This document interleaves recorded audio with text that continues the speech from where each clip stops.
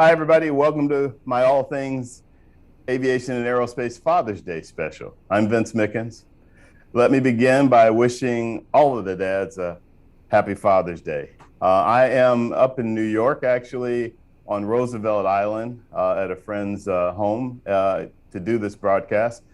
So I've been up here all week doing all kinds of aviation stuff. I was live from the Vaughn College Aeronautics and Technology school, which is across the street actually from LaGuardia Airport. I have a real neat view of LaGuardia Airport, and it's a really great college for what they do with the different types of programs that they provide, including a master's in aviation management, but they have the A&P course, and they have several technology courses not directly related to aviation. Well, one's related, and that would be in terms of UAVs, but they also have a robotics course and things like that. They do robotics competitions. Anyhow, it was a great day that I spent there at Vaughn College. And then yesterday I was at the NBAA regional at White Plains at Westchester, and they had quite the turnout, even though things got busted up a little bit in the afternoon with some rain, but nevertheless, the turnout was great. It was a great display of aircraft on the static display out on the ramp, and they had more booths than you could keep up with. So it's been a lot of fun, but I couldn't let this week go by without doing something in reference to Father's Day, and more specifically, aviation dads like myself. So I am the proud dad of 3 beautiful daughters. They're intelligent, incredible, and they are also responsible for the gray hairs that you see on my head. No, I'm kidding. They all started flying with me as toddlers, so I had to put car seats in the plane and give them the kitty headsets that actually worked. Of course, I had to put the headsets in cabin mode only because otherwise I might hear something like, "Daddy, Daddy, look at those planes out there." As I'm getting instructions from air traffic control. Quick story. So I used to take my girls out on the ramp and to pre-flight the aircraft with me. And well, I did that one time. And after we finished the pre-flight, buckled up, got in, cranked the engine, one of the ramp guys signaled me to cut my engine. And then he calmly walked over to my cockpit window and he said, "Sir, your nose wheel chock is still in place." So I was a little bit embarrassed, and I'm pretty meticulous about checklists and safety and procedures and stuff. But, I just had a simple decision. I said next time I'd keep them in the FBO until after I finished the pre-flight. Then I'd do a walk around and kind of a pretend pre-flight, or as I like to think of it, a third walk around the aircraft for them to get it, be a part of it. But it was just, I was like, one little distraction, and there you go. My girls are now grown, doing other things, and none of them in aviation, but I'm hoping that maybe eventually they'll all get their private pilot's license. So what's extra special about doing this show today is that my guests are what I call aviation dads, whose sons also work in aviation. I will say that of all of the dads whose sons and daughters work in aviation and aerospace, I could have easily done a 5-part special because there are a number that are doing that. But it's going to be a lot of fun to talk about it and talk about the experiences and what it's meant for these dads and their sons, and in some cases other members of their families to work in aviation. So looking forward to that in celebration of dads, Father's Day. So to represent all of those aviation dads and aviation sons out there, let me introduce my guests. First, my dear friend and aviation colleague, Jeff Smith. Besides being the consummate professional helicopter pilot, Jeff is the helicopter chief pilot for R.O.P. Aviation, located in Morristown, New Jersey. He is also the current chair of the board of the Helicopter Association International, HAI, and he has served in leadership roles for the Eastern Region Helicopter Council, as well as done a lot with NBAA that I mentioned earlier, the National Business Aviation Association. And I told you about the forum that took place. So as it turns out, yesterday, Jeff's son, Jack, got called for duty today to fly. So his son flies a Gulfstream 650 ER. That's an amazing aircraft. But Jeff was kind enough to go ahead and join us anyhow. And Jeff's getting ready to fly, and he's hoping that he makes it all the way through the show before they call him out to fire up and get going. So, Jeff, it's really great to have you as part of this salute to aviation fathers and their sons. Also with us are I call them my newest Coast Guard buddies. I have a lot of respect for the U.S. Coast Guard and what it does for our country. I think they do amazing things. So I'm a really big fan. So I couldn't have had a better Father's Day military representation, so to speak, than first I'll introduce the dad, Thomas King. He's a retired Coast Guard captain. He's president of LuftKing AeroSolutions, which is an aviation consulting firm. And with him is his son, who is currently active duty in the Coast Guard, Captain Jared King, whose current responsibilities include, ready to write this down, being the acting deputy director of acquisition programs, the chief of aviation acquisition, and the assistant program executive officer. I'd say he's keeping a little bit busy. He says he's flying a desk, which he'd prefer to probably sometimes be out there and be up in the air. To round things out, joining us is Dennis Hayes. Dennis is a commercial pilot and certified flight instructor. He's a passionate aviator, and he's an aircraft owner. He owns a Mooney, which is a great aircraft. And he also works in the IT sector, his day job. Along with him is his son, who we won't be able to see because he has to do audio only, Austin. So Austin Hayes is a professional pilot. He currently flies the Lear 45s and 75s for a Part 135 charter operator.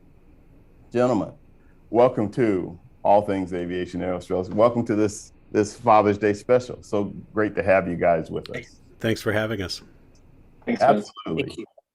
Yeah, we've had a lot of fun, as one could expect, talking before we even went live with just things that aviators talk about and things like that.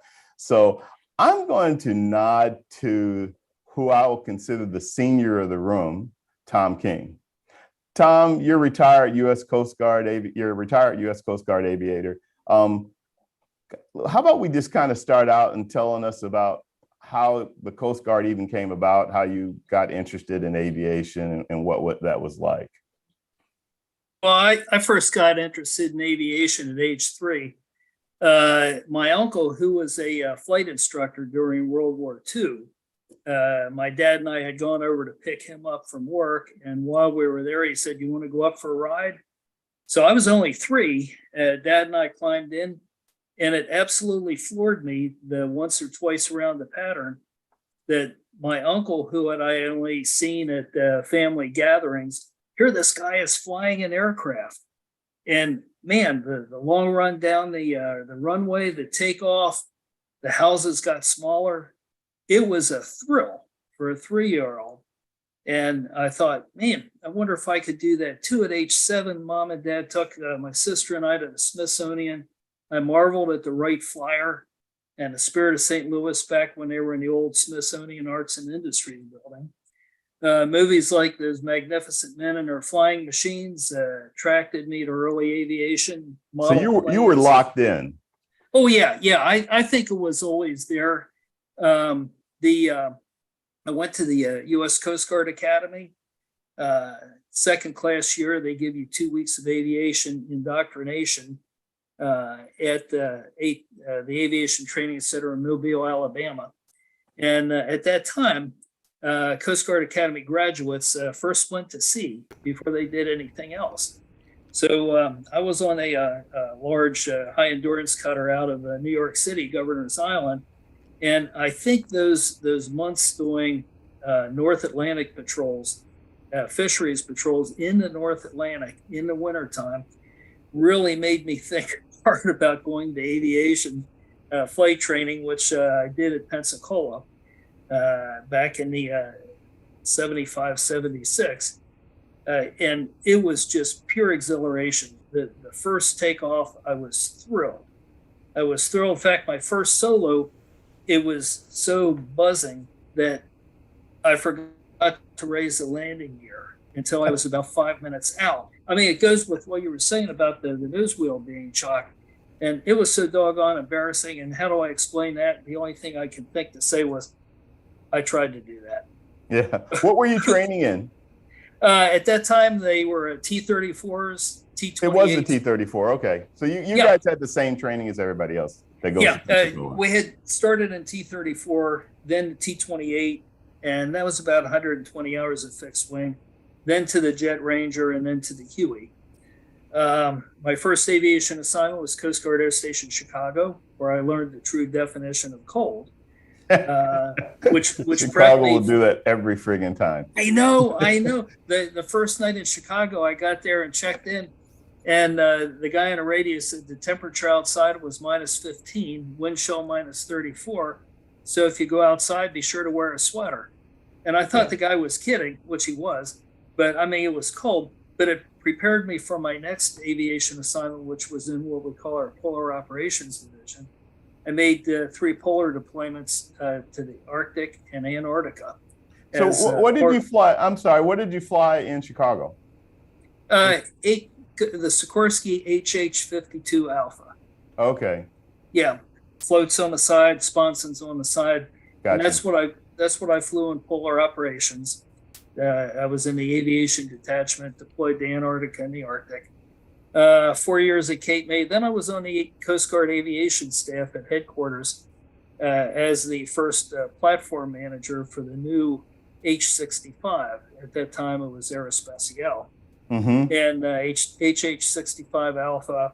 I went from there to Air Station New Orleans, then to Brooklyn. I was a commanding officer at Brooklyn. Always mindful of all the historic things that happened at Coast Guard Air Station Brooklyn. Frank Erickson, Coast Guard Aviator #1, helicopter pilot #1, performed the first helicopter life-saving mission there in, I think, 44.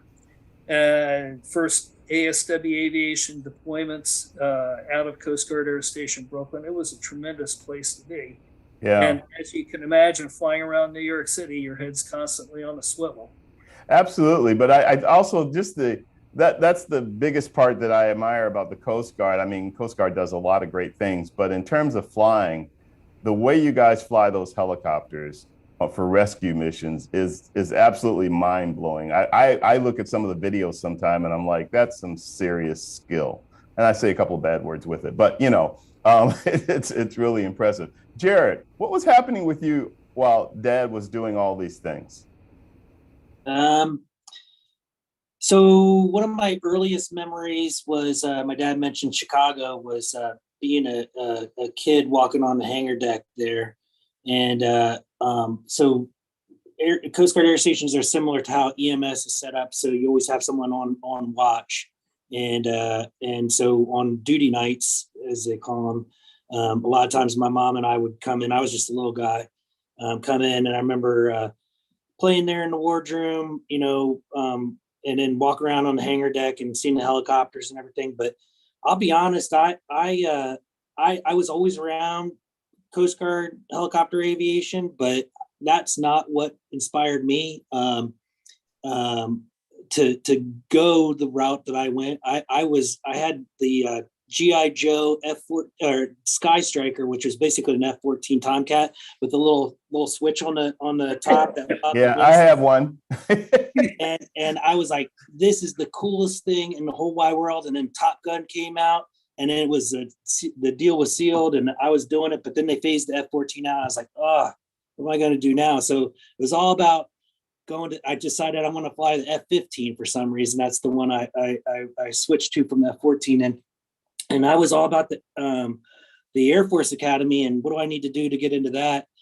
And I caught wind. My dad actually, he never pressured me, never pushed me, but he caught wind of a program that happens in the summer between your junior year and senior year at the Coast Guard Academy, where you spend a week there and kind of see what it's all about. It's like a mini boot camp. Parts of it is. And I got really sold on the humanitarian aspect of training to do what you'll do on a regular basis, as opposed to training to do something that you hope you never have to do. Not absolutely nothing against those guys, but I hear you loud and Yes. clear on that one. Yeah. Yeah. So I just kind of fell into the Coast Guard Academy, and then when I got to flight school, I thought the helicopter thing seemed interesting, and I ended up flying the same helicopter that my dad was flying after they upgraded from the H-52 to the H-65. So I ended up spending the majority of my flying time in the H-65. And a funny story is that the Coast Guard has a program that if you are an Eagle Scout, or basically they are allowed to take you up on a flight, because the Coast Guard, it's not just Eagle Scouts, but if you've achieved a high level in different organizations as a high schooler, you can actually get on a flight, and they're allowed to take you up. So I did that as a high school student, and when my son made Eagle Scout, a friend of mine reached out to me and said, "Hey, you should take Ethan. You should bring Ethan down. We'll take him on a flight and whatnot." I was like, you know what? That's actually a good idea, because right now I'm in DC, like you had mentioned earlier. And so we went down to Mobile, Alabama, on one of the days when there's a teacher work day. And I talked to the people who were setting it up, and I said, "Hey, not to look a gift horse in the mouth, but I see on your that different aircraft that you have are these, they had 10 different helicopters." And I said, I looked in my logbook, I looked in my dad's logbook, and found one that we had both flown, and we were able to pull it off where his fam flight was in that, it's a 6558. And so there's now 3 generations of Kings have flown in the same piece of metal, and whatnot. So Wow. Yeah. That's pretty cool. I was going to ask your dad, Dad, seeing your son go this route and what he does and everything in the Coast Guard now, what's that like for you, and what's your take on that? You have to be proud, I know. Well, certainly proud. I'm living my life vicariously through Jared. Something that keeps coming back to me is that when you're on the duty section at a Coast Guard air station, frequently your family will come in the evenings and bring supper, and sit and socialize a bit until you have to get back to work. And one time when Jared was stationed at Air Station Miami, years back, he was a lieutenant, and he was the senior duty officer. And we were sitting in the wardroom. We had brought some chow for him, and he got a call from the operations center. There was a case brewing, and I'm listening to his end of the conversation, the questions he was asking, and talking about the weather and what the mission was going to be. And I'm listening. And I wanted to ask questions too, but I knew my place was to sit there and be quiet. And after he got off the phone, he hung up the phone and he looked at me and he said, "It's just killing you, isn't it?" And it was. I can only imagine, that's a pretty good story. While we're in the helicopter world, speaking of rotor heads, Jeff is about as much of a rotor head as you could possibly be. If you looked in the Webster, if you looked in the encyclopedia, there's definitely a picture of him next to a helicopter or in a helicopter. He's also a good friend. Jeff, you started in the military also, in the Army. I did. The Army way back when, in 1987. But what influenced you to even go that route? Where did the flying interest come to you? Well, I was a senior in high school in 1986, and I'm first generation. In fact, I couldn't have been more opposite from my dad, because he was also Army, but he was air defense. So he was shooting things down, and I wanted to go into aviation. So it's probably the incidence of our relationship. But actually, it's comical and it's very cliche, but Top Gun did it for me. Top Gun came out in '86. I went and saw it. I didn't know what I wanted to do, but I thought that was cool. I mean, very cool, landing on an aircraft carrier. So my dad took me to the Navy recruiter and said, I said, "Hey, I want to go in and I want to fly jets off carriers." And he goes, "Great. what college are you going to go to? I said, I'm not going to go to college. I just want to go fly jets and land on aircraft carriers. He goes, well, the Navy's not for you because you have to have a 4-year degree before you go into aviation. And it's a typical recruiting center. It's one of those little strip malls with all the different forces that, Right, just go right. down, shop where you want to go. And he actually said, why don't you go next door to the Army? Because they actually have a high school to flight school program where they'll take you right, if you have good grades and you can, put a packet together, they'll put you right out of high school into flight school. I said, well, that sounds good to me. Being that my dad was retired E8, we went next door. It was very by happenstance that the senior recruiter was a senior E7, was the only one in the office. And I went in and asked the question, and my dad and the recruiter started having conversations, and they've crossed paths before in their careers. So my whole existence for being there, I was pretty much put to the side while they had this 2-hour conversation about their time in the Army. But because of that conversation, I really had somebody that took care of me, got my packet done, and the rest is history. I went to basic at Fort Leonard Wood in '87, and then to Mother Rucker and went all the way through Aviation Aerospace School, where I spent 10 years in the Army. Yeah. And how did that translate to civil after you did the 10 years in the Army? So it's a funny story is I actually applied for the DCA program because I wanted to go fly in the Coast Guard, but I had 30 days in the government's wisdom, I had 30 days of too much time of active duty to be able to do that. So, and I couldn't get a waiver. So I got out of the Army and I went, I was getting a divorce at the time, and I had 2 little kids, one of them being Jack, he was 2 years old.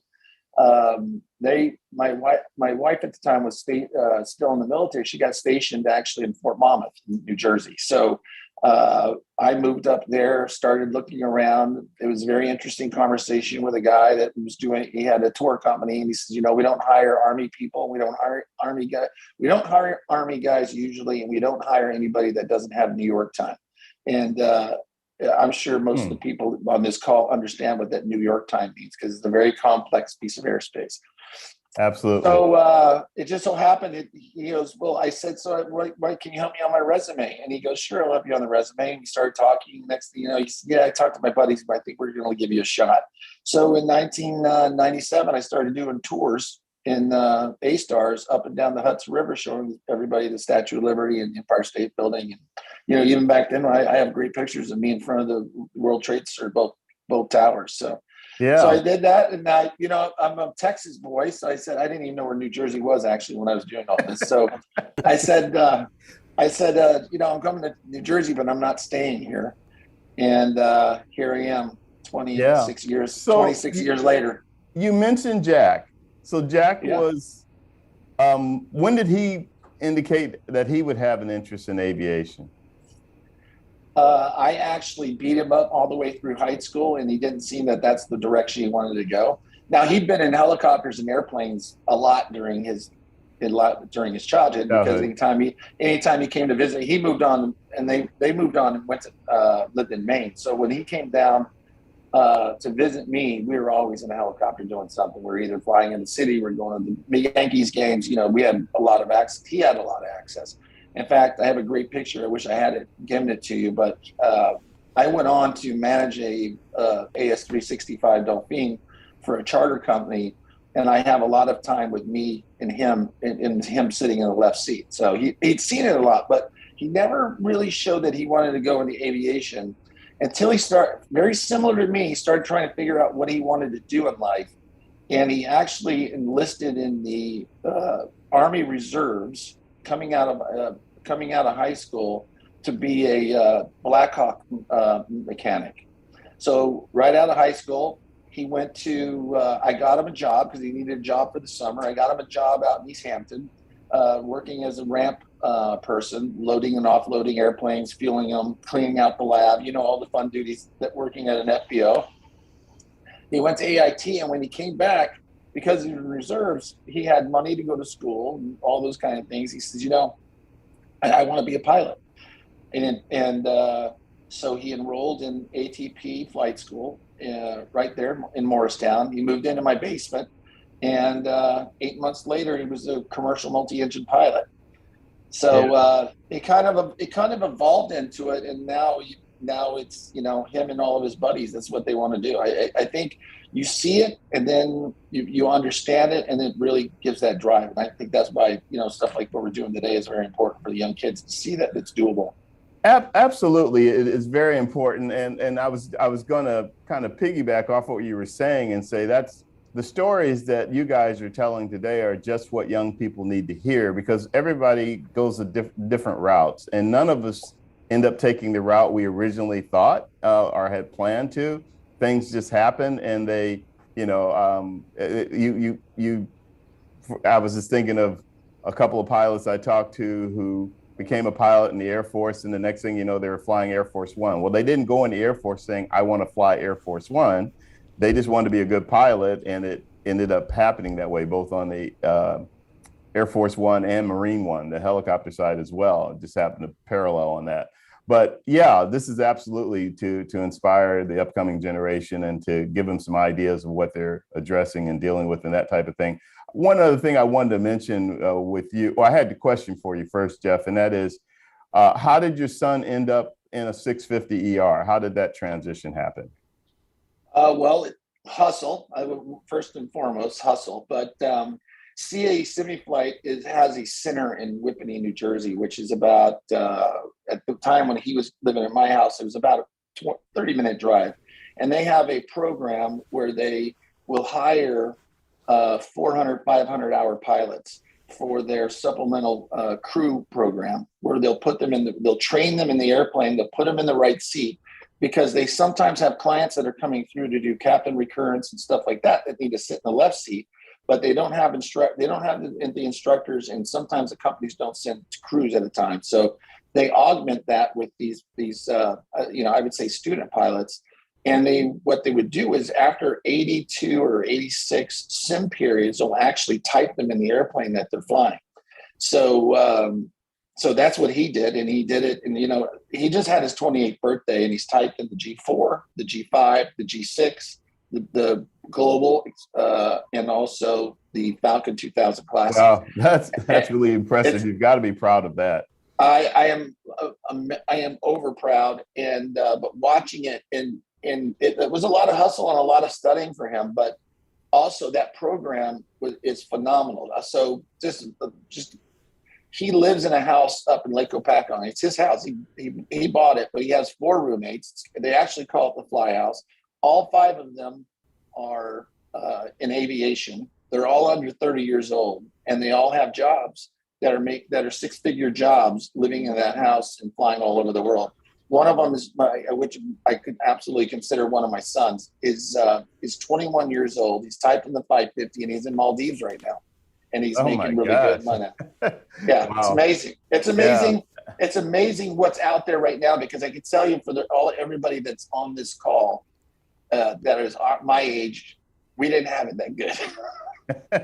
It was hard finding jobs when I was his age. In fact, yeah. Well, and the other point that you brought up earlier, which I always like to emphasize too, is in terms of different paths. So, yes, college, academies, et cetera, can be paths for many, but also some people, that's just not their thing.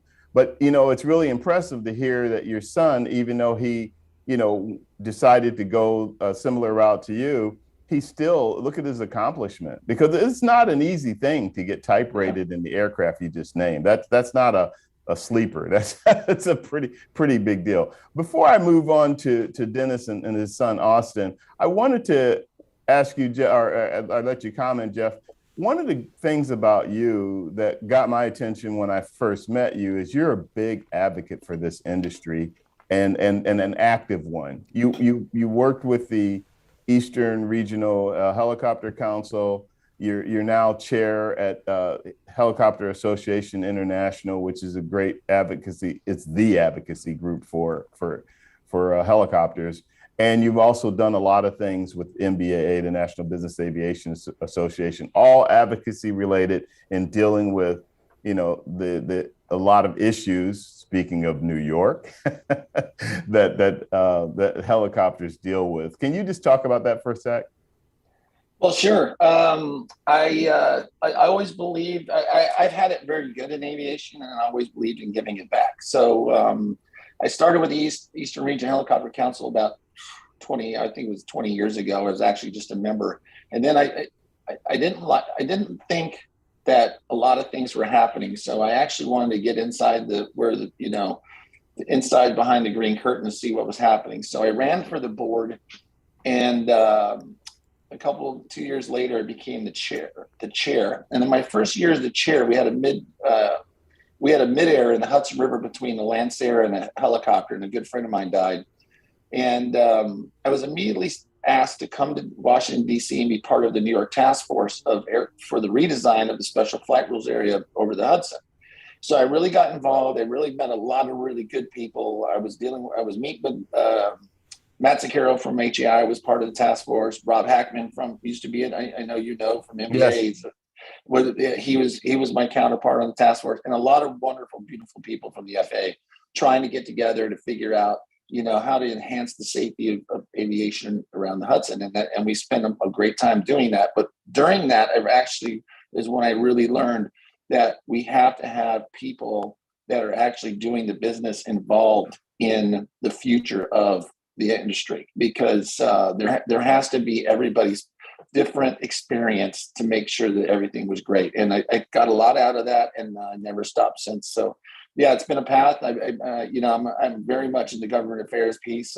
New York is constantly getting battered by legislation over noise and safety and stuff like that, and it really propelled me into wanting to be on the board for HAI. And it's my fourth year, and I was very lucky for my peers to nominate me to be the chair, and it's been a wonderful experience traveling the world. By the way, it's that we're an international advocacy organization, so I got to see a lot of stuff globally. Awesome. So we have a mom actually who just sent in a question, and I think it's great for the panel to be able to kind of address this. She has a son interested in aviation, and she sounds like a typical mom who is concerned about the safety and wonder what kind of advice you guys would have about being protective of, or how, I guess the way I'm putting words in her mouth. What the essence of her question is, how protective of your sons when they were little and young and coming up into the industry, and concerns that you might have had. And I see Dennis, who we were going to go to anyhow. Go ahead, Dennis. Well, I would say I was more comfortable with my son flying than I was driving. In fact, he soloed an airplane.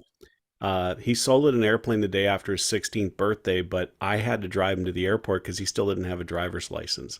So the government figures he was safe enough to go fly that airplane around the very busy airspace around Minneapolis, no problem, but they wouldn't trust him with a car. Yeah. Anyone else have perspective on that, about being protective of your sons when they were younger?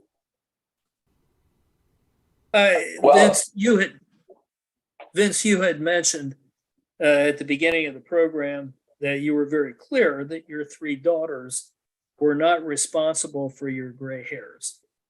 I can honestly say that Jared was not responsible for my gray hairs. White hair goes in the family. I got to echo what was said earlier.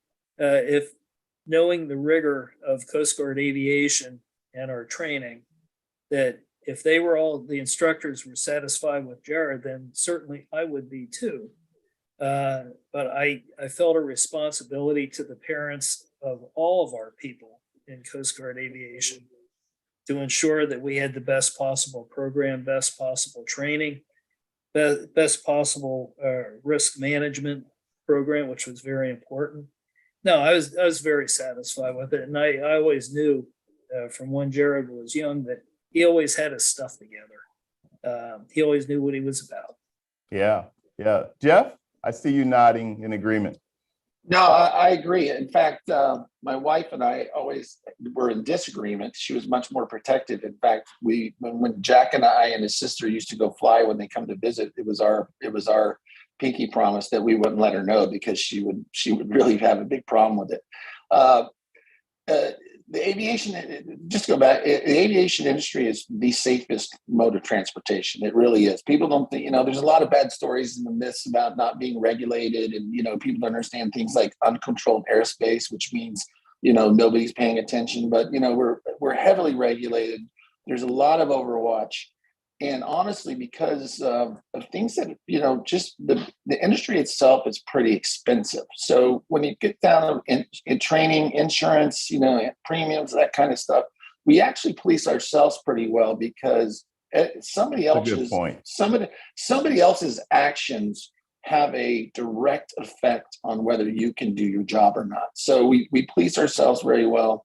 But I would just tell them that, with bringing up your kids, just that gut instinct is very important. If they feel that something's unsafe, then they need to speak up. This is not the aviation of 25 years ago where you had to cower, those kind of feelings or you lose your job. The safety culture in aviation right now is very good from the top to the bottom. And I think just, speaking up when they see something unsafe would be my advice. Yeah, kind of going back to something Dennis said, I've always told people that I have a better chance of having an accident going to the airport and coming from the airport than I do flying an aircraft. Interesting sidebar to that. My wife won't let me own a motorcycle. And she's like, no, I don't want you to get out there and get killed. She goes, you can fly airplanes and helicopters, whatever, but no motorcycle. And I'm like, wow, that's an interesting perspective on things. Before I go to you, Dennis, and your son, Austin, I wanted to, in terms of what we were talking about, I had a guest on a while back that he does aerobatics, competitive and air shows and things like that. Anthony Oshanuga, and he said that his mom said that she didn't want him to fly in the military. She wanted him to have absolutely nothing to do with flying, and he always wanted to fly, an F-15 or whatever. He wanted to be a jet jockey, and his mom said no. Now he's flying upside down and doing all kinds of aerobatic stuff. And I'm like, so how's mom feel about that? And have you taken her up yet? So the answer to that is no. But anyhow, Dennis, you have an interesting general aviation background, and you're clearly passionate about it. So tell us how that got started, and then we'll bring Austin in. Again, his son Austin is with us, but he's audio only, so that's why you're not seeing anything on screen. Dennis? So my general aviation experience actually started at age 15 when I took an introductory flight, and then I, kind of was passionate about it. I read everything I could about it, but it wasn't until I was in college. I was actually a member of the Minnesota Air National Guard, and one of my coworkers had his pilot's license and offered to take me up for a ride to get some pictures for an art class in college. And that set a whole bunch of wheels in motion. It, set the hook fully on I love to fly. It turns out that there was an opportunity to become a backseat pilot on the F4s at Duluth, and I was selected for that. So here I'm now having to get out of college halfway through, and what am I going to do for the summer until I can go to flight school? I wound up going to work at that FBO, got my private pilot license before I went to officer training and navigator school. Unfortunately, the military didn't work out for me. They got rid of the F4 and put the F-16 in, and navigators have to hang off the rudder. So I took a different path and went back into school and finished up an IT career, because I think you guys mentioned back in the 80s and 90s, we didn't have it so good as the kids do today. And, when they're paying first officers, $5,000-$6,000 a year to fly for a commuter, that didn't seem like a career option for me. And so I just kept the passion of flying privately. Then later on when I had kids, I kept them involved with it. Austin's been flying with me since he was 6 weeks old. He could hold the airplane straight and level and on headings at age 5, which was handy because I was having to deal with my wife and daughter in the back seat of the airplane who weren't enjoying it as much as we were up front. Can totally relate to that.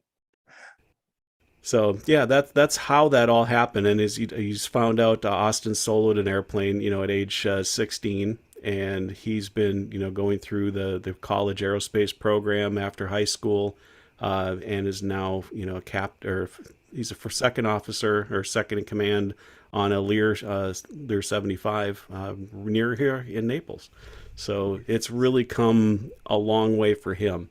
Yeah. Speaking of that, Austin, you with us? Yep, I'm here. Yeah. So tell us a little bit about your perspective as growing up with a dad who was passionate about aviation and you being exposed to it and how that has brought you forward. So like I like to say I was the planes, trains, and automobiles kid. Like if it was in the air on a railroad track, I was interested. Like it was so cool. But I could like pick out the difference between a airplane and a jet when I was like a kid, and I would correct people. There's a whole bunch of stories about that. And That's like great. growing up, we had to go do the 90-day currency. I would always want to ride with, just to go do 3 laps around the pattern. That was like the highlight of my day if I could get to do that. So you were Then, passionate about it early on. oh yeah, yeah. I always knew that I wanted to at least get like my private pilot license. And through high school, I became really passionate about like the engineering practice. So I was like, why not combine the two things together? I wanted to be an aerospace engineer. The problem is I hate math. Mm. So it was like, Small requirement. yeah, small requirement. Yeah.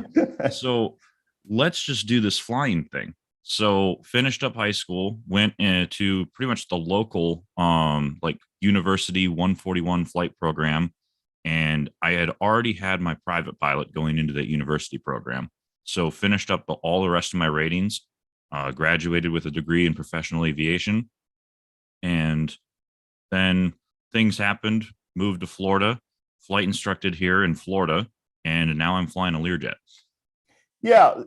So you went from flight instructing to the Lear, or was there a bit of a transition? And I'm only Yep. asking that because a lot of young people, that's one of their big questions is, how do you get to points like that? How do you get to fly a Learjet at some point? I mean, Career-wise? really, the secret is knowing people, right? But I went right from flight instructing to flying a Learjet. And one of my previous coworkers, colleagues, whatever you want to call it, got this job flying Learjets. And I just sent her a message like, wow, I hit 1,000 hours, hooray. And it was, do you want a job? I was like, oh, okay, things are happening. Whoa, this is getting real now. Yeah, yeah. And so you've been flying the 45 and 75, right? Yep. Yeah. For how long? About 6 months now. Yeah.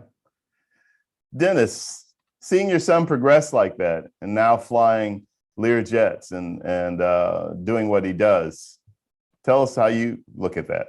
You really want to know?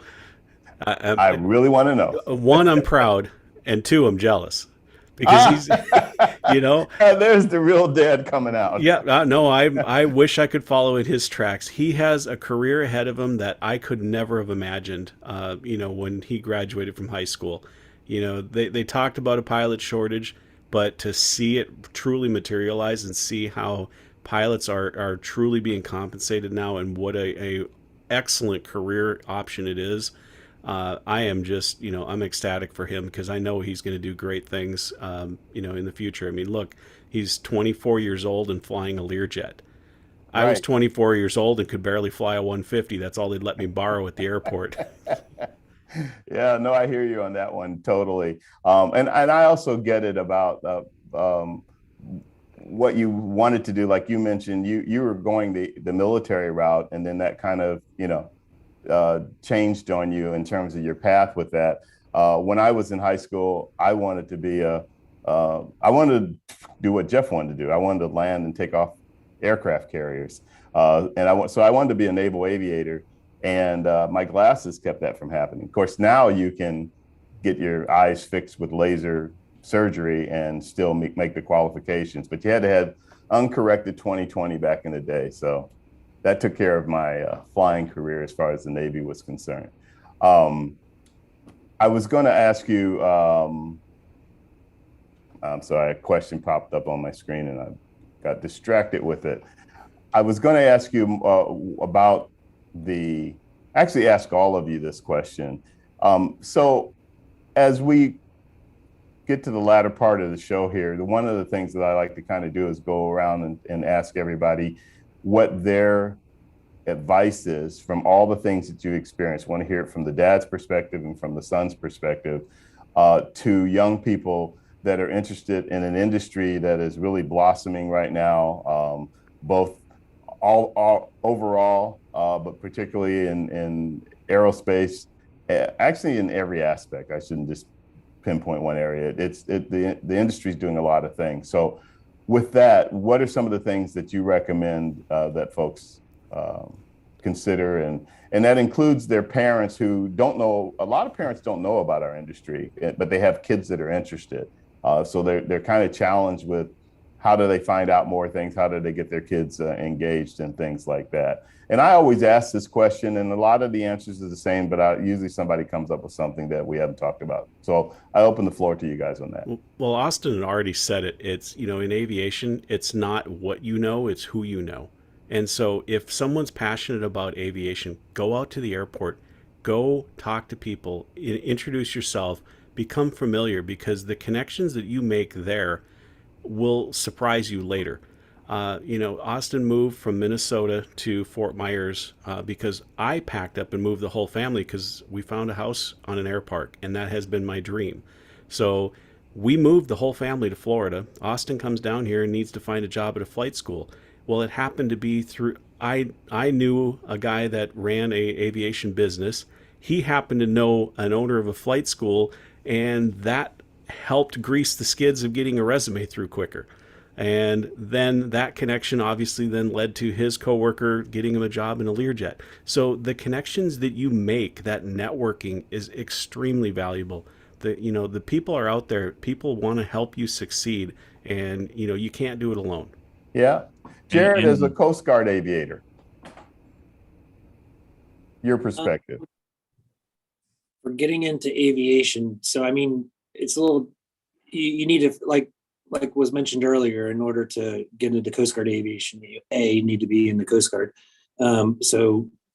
Joining, but I would imagine it's similar for any of the services that,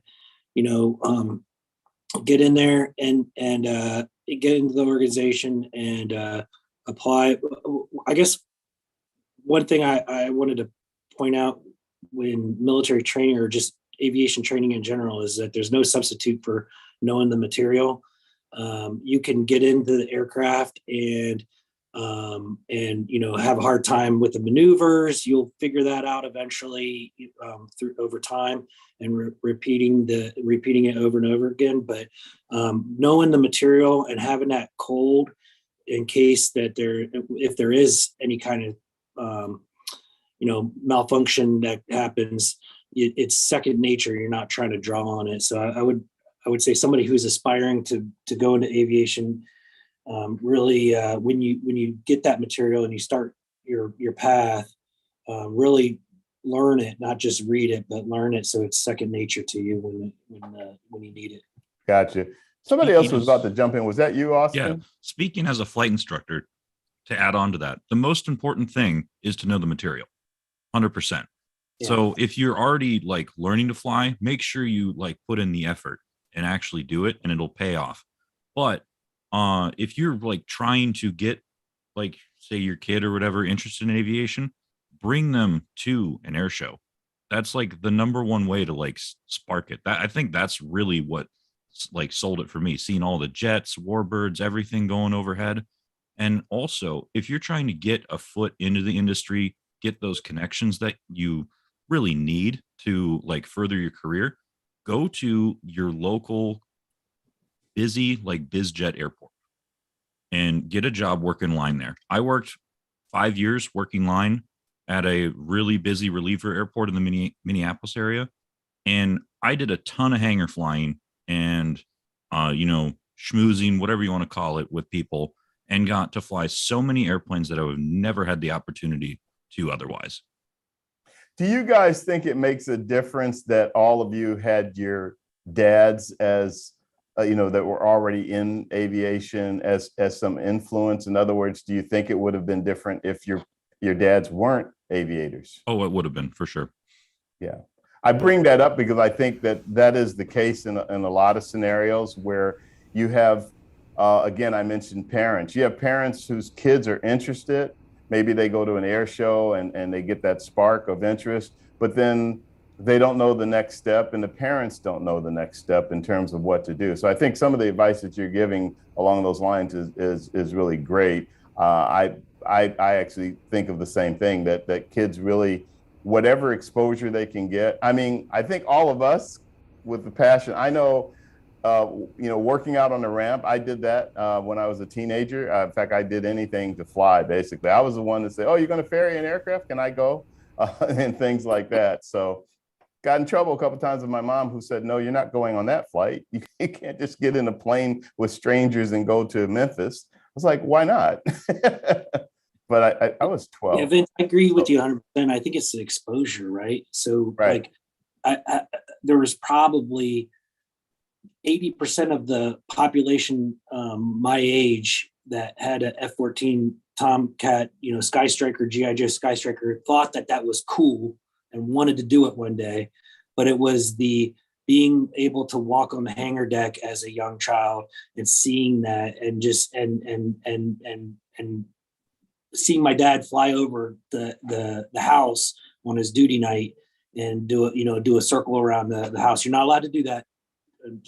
No, Right. Never did. I never spoke on the loud. It may or may not have happened. But yeah, is that constant, being around that's I can't attribute it to anything other than that. So yeah. Tom? I think the biggest thing is to be supportive. Just be supportive of your kids. If they do have an interest, help them with that. My parents had no aviation background. In fact, I actually got my father into aviation. He worked for Cirrus for 8 years because the hiring manager at Cirrus used to be the mechanic at the FBO I worked at when I got my pilot's license. So, but my parents were always there to support what I wanted to do, and here it goes. So grandpa all the way to grandson, my son is a Cirrus instructor, and dad built him, kind of 3 generations, but we kind of went about it a different direction. Went from the middle out. Yeah. And Vince, Tom or Jeff, go ahead. So I want to add on to that, because having 5 kids, 2 of them have graduated high school.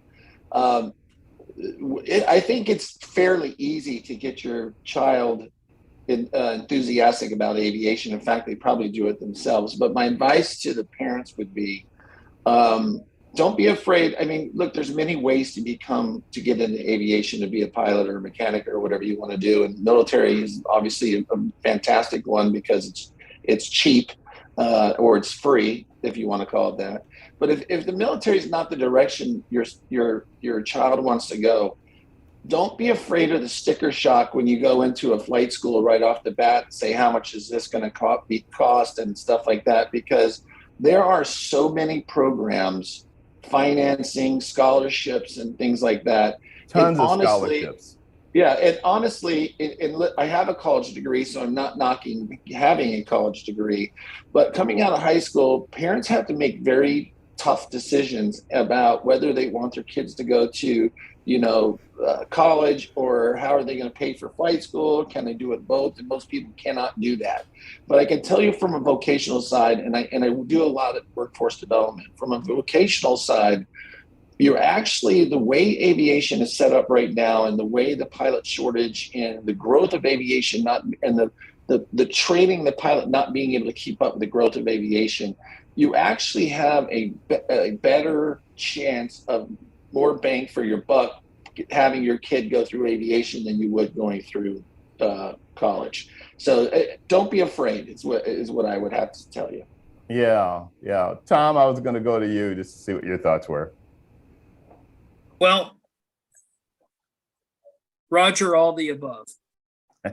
You're all right. I Roger that. I would say for those of us, be accessible. When you sense someone who may be interested in it, reach out and be accessible, because nothing speaks volumes like experience. I had gotten, when I was the commanding officer of Coast Guard Air Station Atlantic City, I had gotten a call from someone whose son was interested in being a Coast Guard aviator. So he lived in northern Pennsylvania, invited him down to Atlantic City, spent a lot of time with that young man. on the hangar deck talking about Coast Guard aviation. And that's exactly what I did. I forget his name right now. Jared and I were just talking about him a couple months ago. But yeah, he's a Coast Guard aviator now. And he said that the time that I had spent with him, not talking as a parent or an old guy, that old guy, was invaluable and helped him. Yeah, and to echo what Jeff and Jared both said, you got to know your stuff as an aviator. When Karen and I moved to Pensacola to start my flight school, the real estate agent took us around, was a former Navy flight instructor. And the last bit of advice he gave me was know your procedures. I had no idea what the man was talking about. What were procedures? What were they? I didn't know the term, but boy, I sure learned fast. Know your procedures and know them cold, because in the end, it's just you and what's between your ears that's going to save you. So we have running out of time with this, but you know, the theme of this is about saluting dads and in reference to Father's Day, but specifically to aviation and having your sons that actually work in aviation. And for those who have daughters that do that too, not excluding you, but I'm going with what we have on the show today. So I always like to kind of go around the room as we close out and just ask for, you know, any final statement that you'd like to make about being a dad, having a son, and a son having a dad in aviation, both of you doing that professionally and things like that. Austin, I'm going to start with you. Well, it was always a motivator because, well, forever I was one rating behind my dad going through my flight school. So it was always, all right, I'm going to catch up to him. And I finally caught up to him. I finally passed him in hours. So it's fun to have that kind of motivator. You have somebody that's in the industry and has helped you out, and you get to compete with them. Maybe that's just my personality, but. Well, and on the other side of that, being able to share a cockpit with your son is really truly something. I really value the time that we get to go fly in our Mooney together, whether it's to go get a hamburger or the Taco Tuesdays up in Arcadia, Florida.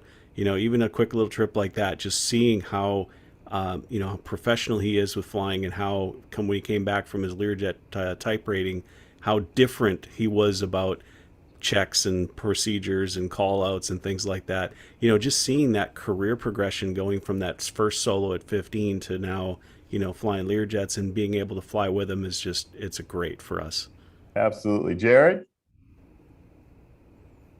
Yeah, no, like I said before, I had no intentions of being a Coast Guard aviator, let alone a helicopter pilot.